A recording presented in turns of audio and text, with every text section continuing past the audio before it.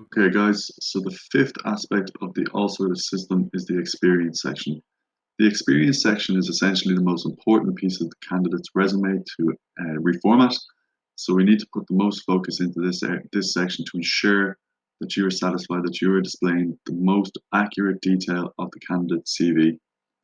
As you can see here, John Smith has listed in descending order, starting from most recent experience to his first job that he ever worked.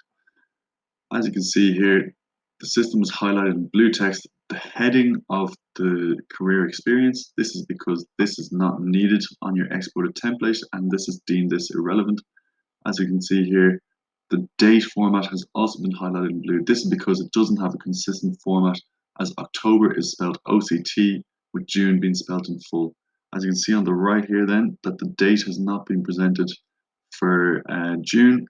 So that means that we, as the recruiter, we just need to update the date, which is very simply done just through updating the system like this. Once you're happy, you click save.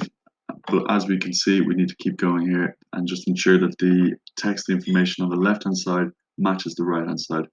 It's also important to note here that if the candidate provides you with bullet points, these will also be brought across and then show in your exported template as you have them listed on the template that we've built for you.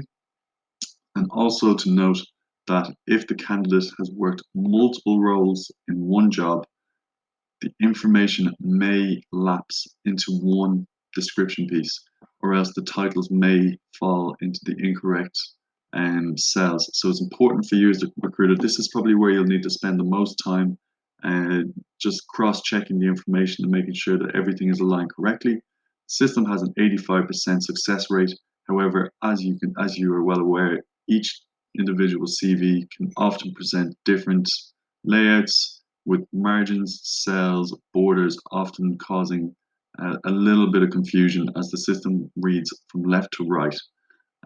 Often, if you can imagine that if this was split in two, it would read from left to right, so it would go the whole way down and then go to the right hand side, which would mean that the dates format may get mixed up. So it's important just to spend a little bit of time here. And also, if you wish to show bullet points or if you wish to show any sort of bolding, italics, underlines, this is all doable inside of Allsorter. You do not need to do this on the export. And it's also got the auto bullet feature available to you. So as I've mentioned before in previous tutorials, you can simply just auto bullet the information or else you can undo it through the bullet point feature. Any questions, as always, please contact support@allsorter.com.